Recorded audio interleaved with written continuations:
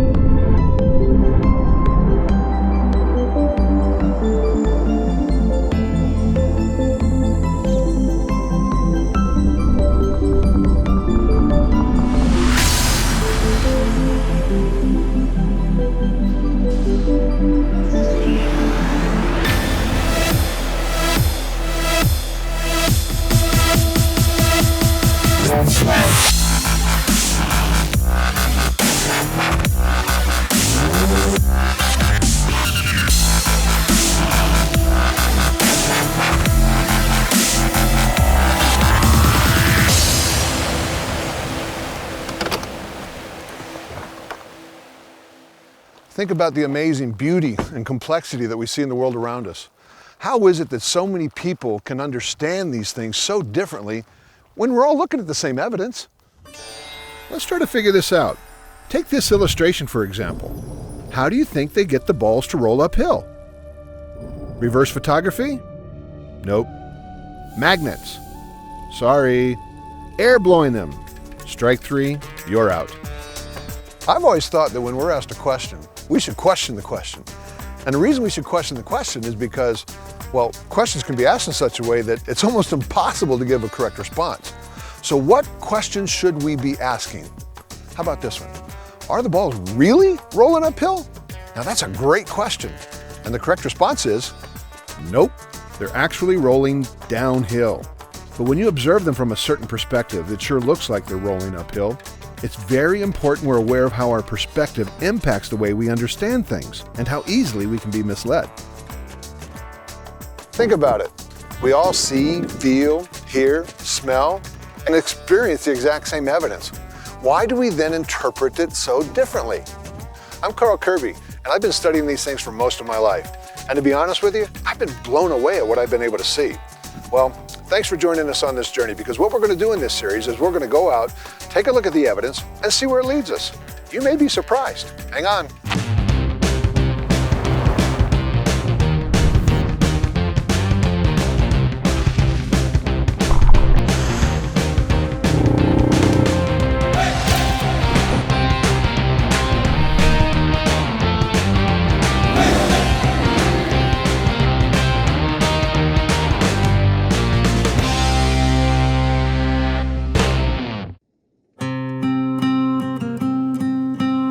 In this episode of Weapons of Mass Instruction, we're investigating how and why there are so many differing views of reality. I'm really excited to be here in Glendive, Montana. My good friend Otis is the director of the Glendive Dinosaur and Fossil Museum and is a fossil expert with over 25 years' experience excavating dinosaur bones. He's offered to show us around some of his dig sites and to help us understand why a person's perspective impacts their decisions in life and why this is so important to understand. What are we doing now? Well, we're going to see about checking out some dinosaur bones.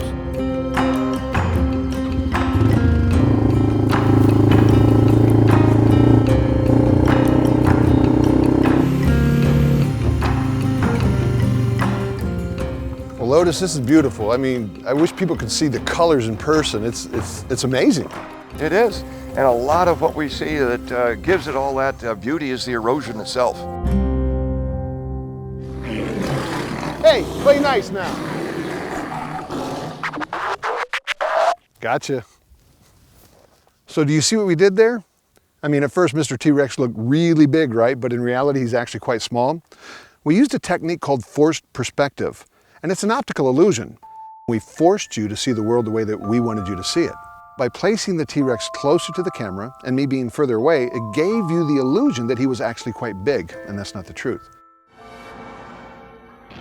This technique has been used in tons of movies such as Godzilla, Darby O'Gill and the Little People, King Kong, Elf, and my personal favorite, Ultraman. I really loved Ultraman. And of course, the Lord of the Rings movies. Everything that we did almost had to have several scales to accommodate and make this illusion come across on screen. Also had a forced perspective split rig so that you could get Gandalf and Frodo sitting side by side, apparently, although in fact Elijah Wood was sitting much further back from the camera than Gandalf, and you just pull the illusion off by the way you stage the scene. Whatever you did, you've been officially labeled a disturber of the peace. Forced perspective is just one of the many techniques used to trick you into seeing something that's not reality. Not only are we tricked in movies, but The truth is, we are constantly being bombarded by the perspective of the world. billboards, movies, advertisements, screens everywhere, tablets, magazines, newspapers, music, lyrics, books, video games, radio. Americans on average watch over 1,800 hours of TV a year, spend 1,700 hours on smartphones, averaging over 60 texts a day, 1,400 hours on the web, and 900 hours at school. Our minds absorb everything we experience. This can make us see the world not as it really is, but as if the balls are rolling uphill, so to speak. So whose perspective are you looking at the world through when absorbing all of this media? Is it the perspective or worldview of the person that's making that media? And if so, how do you know that their worldview is correct? And if it's not correct in one area, how can you trust and know that it's correct in another area? Those are important things to ask. Now, we've been talking about worldview, and so you might be wondering, what is a worldview? Now, that's a good question, and forgive me, I've got to get just a little bit technical here, and we'll bring in some help. A worldview is the way someone thinks about the world. I love that guy's voice. Now, his voice may be dramatic, but the concept of a worldview really isn't that difficult. It's actually quite simple. So, my question to you is this: who or what is impacting your worldview? Let's go see what Otis has to show us. Whole float, that's absolutely right. And right over here is the actual bones we want to take a look at, but I want to show you some of the things we found first. Yeah. Like right here. This is a piece of bone right here. Right in the creek bed right there. All right. Now, why could you tell that immediately was bone versus just another piece of rock here? What characteristics turned that on to you? Well, basically, it's the different color. Okay. Just a little bit darker, the brown here, dark brown. And I don't know how to describe it anything more than say it just doesn't look like rock. So it's just something that you've got an eye for after seeing it so many times. That's right. Okay. And it just looks like it's something that it's got some design to it. Okay. Where the rock is just all haphazard. All right, all right. But then we come over here, and then right here, here's the end of a big vertebra. Yeah, wow, look at And a that. small vertebra right there. I'd like to have you do some digging on this. No way. Oh yeah, and that means you need some tools. Okay. So these are your special tools for digging in the Hell Creek Formation. A screwdriver. Where's my big old hammer? Oh, no. We don't use those here. Oh, no. A little paintbrush. Yeah. And a screwdriver. Okay. So you just come on up here, and we want to be careful. See right here, this is Yeah, that's this already is quite broken. loose. Yeah. I'm going to take some of this and just put it right in here. Okay. And that'll help with the cracks to stabilize it a little bit. So what we would end up doing actually is taking this all out in one big piece. We'd actually dig down right in here, cover it all with aluminum foil first. Okay. And then cover it with burlap and plaster, and just make it's called a field jacket. All right. It just keeps it all together, because all of the preparation work is really done in the lab. I can't imagine somebody looking at all of this, coming in and piece by piece having to put it all back together. One of the points that I wanted to make is that I've got passion and I've got excitement, to be out here, but I really don't know that much about it. Sure. And you've got an eye, so we're walking down here, I just see it, I can tell it. I think a lot of times that's what we need when it comes to our faith. Oh, yeah. Sometimes it's like, can I fully articulate it? No, but when you know the truth, you can smell when something's not quite right. Yeah. I see some parallels between when you're digging for dinosaur bones and digging for truth, digging for evidence. Absolutely. And, I think God has put in us the ability to detect falsehood, Yeah. the ability to detect, somebody's just stringing you along. Yeah. We decided we should explore more about how a person's worldview can affect their interpretation of real fossil evidence.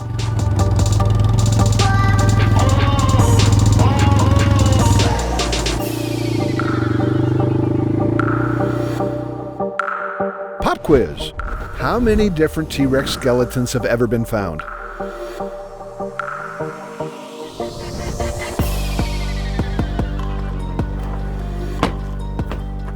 This is amazing, man. I can't wait to get inside. Come on, I've got a special showing just for you.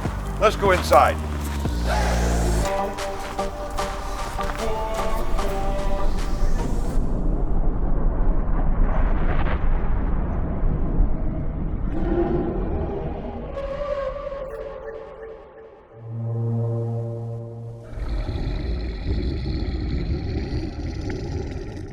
I'm looking at all these bones here, and I know they've got to have some stories to tell. Oh, that they do. Now, this is Stegosaurus right here, and the museum opened in 2009. Since that time, we try to add a new exhibit every single year. Wow. Right here is our main exhibit. Okay. This is Stan. Now, this exhibit with the T-Rex, we do have 2 mammals in it also. We did that because mammals have been found with dinosaurs. Right, right. From an evolutionary perspective, people think, oh boy. That's not good. No, that's not good. The dinosaurs were way before the mammals. But no, they've been all found at the same time, at the same place. And that's consistent with what it says in the Bible. Yes, yes. All the land animals were created on day 6. When it comes to T-Rex, there's only about 50 T-Rexes have ever been found. 50? That's right. No. But there's only 11 really good heads of T-Rexes. We see so many T-Rexes in museums. Well, because most of them, they're copies of those 11 that have really good heads. All right. Stan is one of those copies. Okay. If all you displayed were original bones, Yeah? then there would only be 11 museums in the entire world that would have a good T-Rex. Wow. I've been leading tours through museums around the world for years, and as a result, it's become very clear that there are 2 prominent worldviews at work. First is the worldview that an intelligent designer created everything out of nothing. Second is the worldview that, given enough time, naturalistic processes created everything out of nothing. Both worldviews have the exact same evidence. Both have the same rocks, people, plants, animals, sun, moon, stars, to see, feel, hear, taste, touch. And both just happen to be asking the same questions. Questions like, where did we come from? Why would a loving God allow death and suffering? What about carbon dating? If God created everything, who created your God? Did we really evolve from apes? Man, those are some hard questions, right? On this journey, we'll be tackling these questions and many more. We're excited to travel the world and talk with experts from many different fields to see where the evidence actually leads. So, do you believe that our worldview really influences the way that we answer those questions? Think of it this way. If we believe that dinosaurs lived millions and millions of years ago, we would interpret the evidence in a certain way. What their environment looked like, their habits, their intelligence, and even what they looked like while alive. And we would also think that man never saw a living one. But some scientists believe that dinosaurs coexisted with humans. If that's true, there should be evidence to support that. Those are 2 totally different worldviews. So, how do we know which worldview is correct? Can't we just go off what we learn in school? I mean, they give us a lot of great information. However, do they teach us to think critically for ourselves? Are we given all of the information and allowed to form our own conclusions? Or are we just spoon-fed a worldview in a box without room for our own thoughts and critiques? If so, that's not education, that's regurgitation. Do you know what I mean by regurgitation? Well, here you go. I give you a bunch of information, you go home, you study that information, then you come back tomorrow and I give you a test and you regurgitate back to me what I gave to you, and then I grade you on how well you regurgitate. Well, regurgitation isn't pretty, it doesn't smell good, and I don't think it's the best way to educate. It just makes you wonder why our students aren't given all of the information and then allowed to form their own conclusions. Our goal here isn't to tell you what to think, we want to challenge you to think. We also want to show you that there's a different perspective that may just make more sense of the world than what you've been taught. Come on, let's go out and find some more dinosaur bones. I want to find one of those.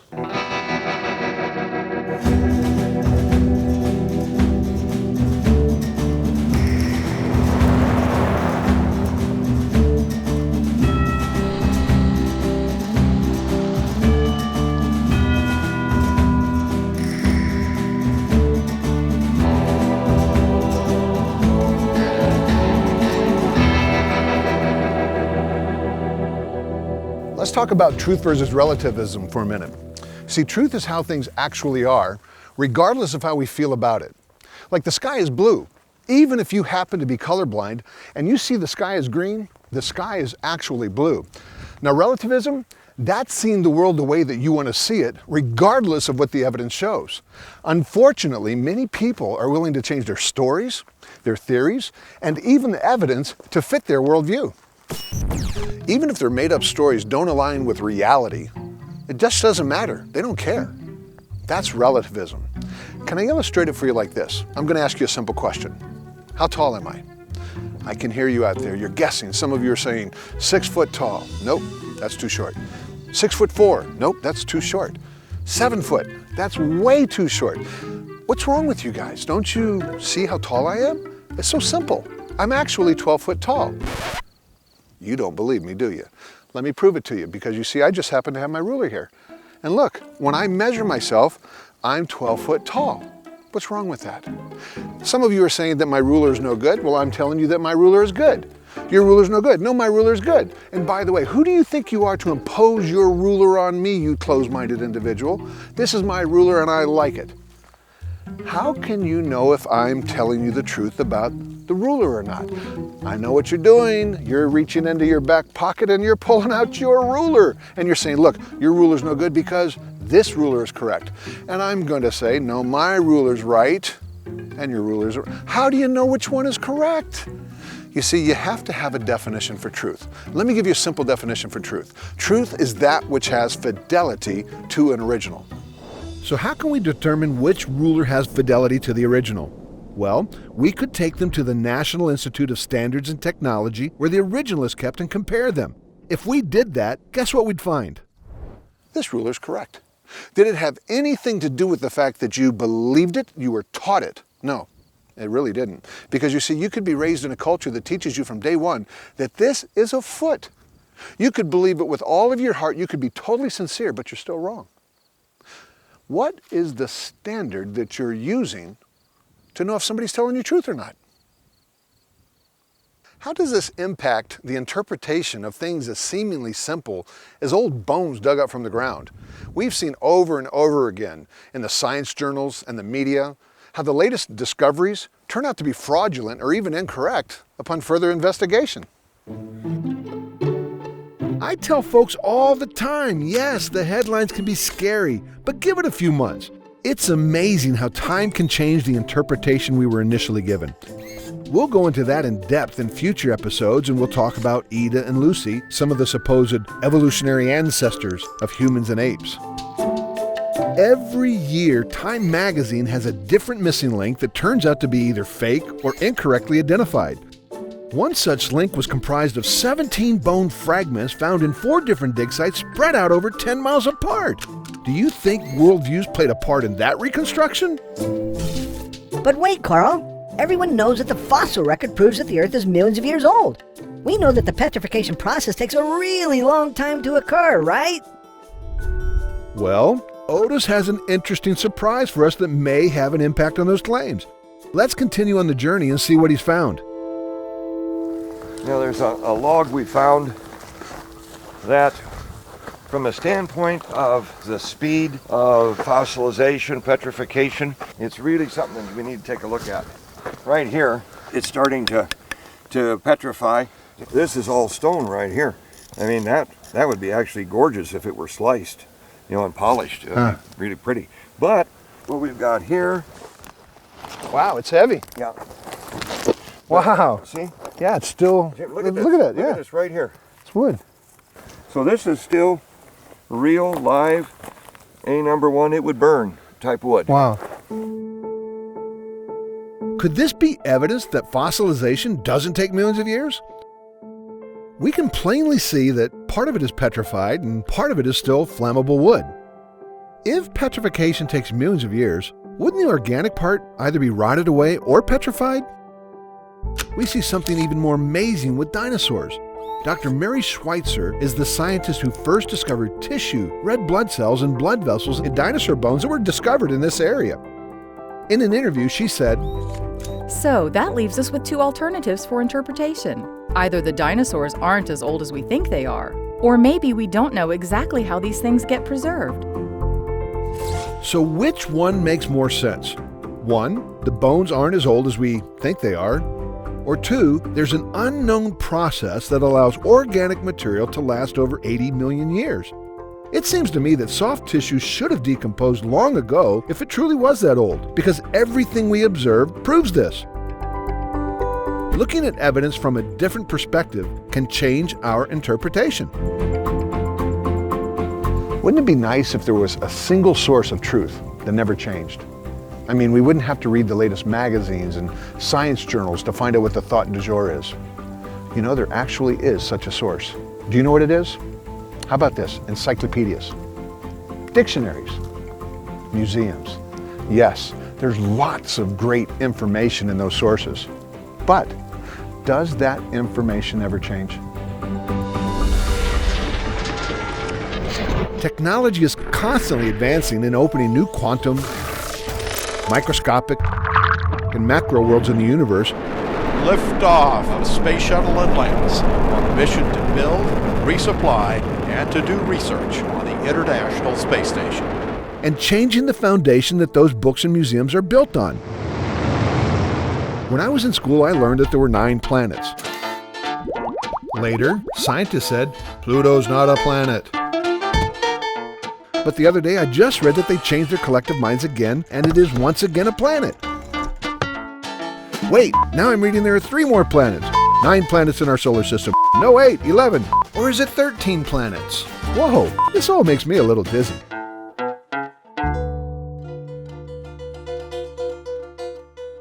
I don't know about you, but I need a point of reference to wade through all of this modern day information, and one that I can trust, and not just intellectually. I need one that explains the evidence that I see in the world around me. If I've got a source of truth like that, it changes everything. That would give us a foundation to deal with all of the questions that we've already raised, as well as the daily news that's bound to change next year, if not sooner. Many scientists, musicians, authors, inventors, etc., have made amazing leaps in their fields simply because they used a single source of truth instead of the latest fad. This source is the Bible. Let me illustrate what I mean. Let's answer one of those questions that was asked at the beginning of this episode. If you believe in a God that created everything, who created your God? I really do love his voice. Are you ready for us to answer that question? I don't think you're ready for this, so you better put your seatbelts on because here we come. Tostitos, how'd you think of these Scoops chips? It was the 1990s. Dips had become extreme. Layers of intense ingredients. It was too much. I was a broken chip, and I needed to change, but how? I wandered the world looking for answers. I looked at stuff. Then it hit me. I changed my shape. Now I'm ready for any dip. Even this big old dip? Booyah! Bring it! Bring it! Booyah! Booyah! Booyah! Please give me a moment. That was really deep. You weren't ready for that, were you? I told you wouldn't be ready. I know what you're saying. You're saying, Carl, what in the world does a Tostitos commercial have to do with who created God? Well, let me ask you a question. Do you honestly, genuinely believe that a bag of chips can talk? No? Good. Because if you do, I gotta be honest, you're really hard to have a conversation with. Do you honestly, genuinely believe that a chip can change its shape because it doesn't like the way that it looks? Thank you. You know that a bag of chips can't talk, a chip can't change its shape. If that's the truth, then why do we accept this as science? Over the course of 14 billion years, hydrogen gas transformed itself into mountains, butterflies, the music of Bach, and you and me.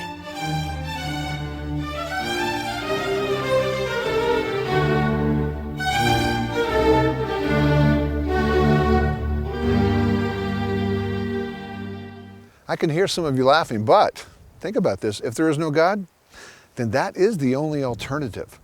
Over the course of 14 billion years, hydrogen gas transformed itself into mountains and butterflies, the music of Bach, and you and I. That is the only scientific alternative to a God creating the way that he said that he did. Now, what about this whole gas creating life thing? You know, there have been experiments that have been made in the past, and they're in the textbooks today, teaching young people that if you take the early atmosphere and mix in chemicals and then zap it with some lightning, that you're going to create life. Well, and instead of me talking about that, I'd like to introduce you to a friend of mine, Dr. Andrew Fabich. Hey, Andrew. Oh, hey, Carl. Thanks for joining us today, man. I want you to share with these folks, what does the Miller-Urey experiment really show? What does it prove? Yeah, sure deal. This Miller-Urey experiment is in every textbook. It's a classic one everybody talks about and few people elaborate on. And there's some problems with it. First of all, we've got to understand how they set up their experiment. They were trying to simulate the early Earth. What they did was they took this flask, mixed in some gases, had these electrodes, and spark, voila, what they found amino acids. The big problem was they left out a key ingredient that even the secular evolutionists say was present in the early Earth, and that element is oxygen. Because if they added the oxygen, the experiment failed. So another problem that we've got with this experiment is they said that this happened at the bottom of the ocean. So this lightning bolt strikes the bottom of the ocean, somehow, supposedly, making these amino acids, which are supposed to come together in an ocean to make an organism. But the reality is, it's going to get carried away by the ocean currents. But it gets even more complex than that, because what he made was left-handed and right-handed forms of these molecules, an even mixture. But all of life is essentially left-handed. So how do you get rid of all these right-handed ones? You can't. There's no method. There's no mechanism. It gets so crazy they even say aliens from outer space did it. That's crazy. Hope that's helpful. You're the bomb, Carl. Catch you later. So the decision is yours.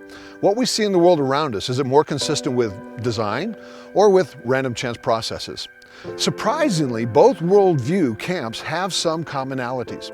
Christians and non-Christians both believe in a creator.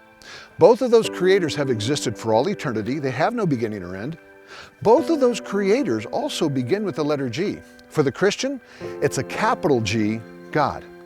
For the non-Christian, it's a lowercase g, gas. So, you've got a choice to make, either God or gas. You see, the task truly is this.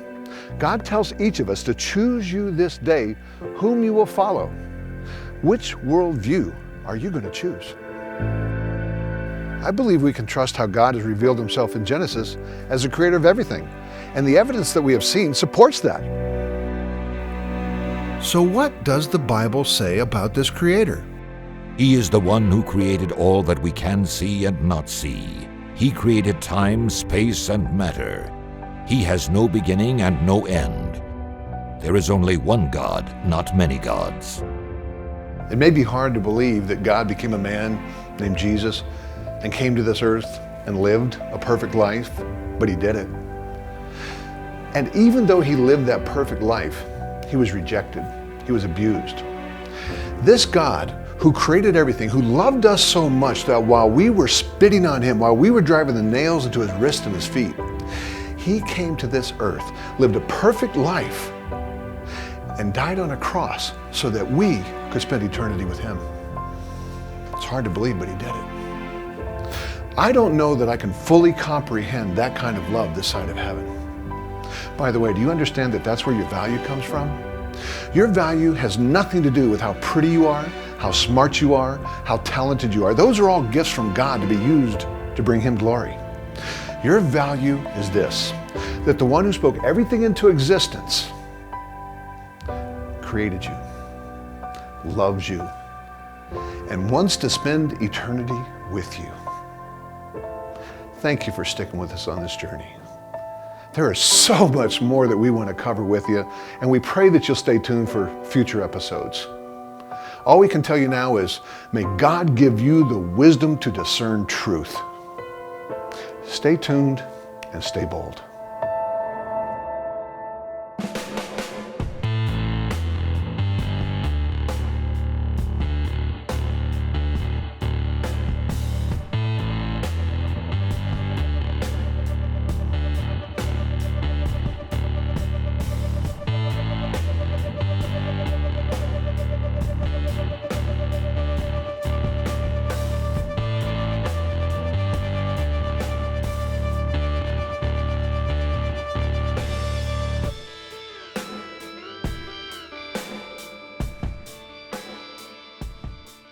Otis. Yes, sir. I found something. When you left me earlier, I went out and I dug around and I found something, and you got to tell me if it's a keeper or not. Okay. All right. What you got, Carl? Oh, give me a break. What do you think? No, Carl, that's not a keeper. That's Slim, man. No way. Otis. Otis. That's Slim. Otis. Slim, it's been a long day, man. I need a drink. You want some while I'm up? Okay, I'll bring you something anyway.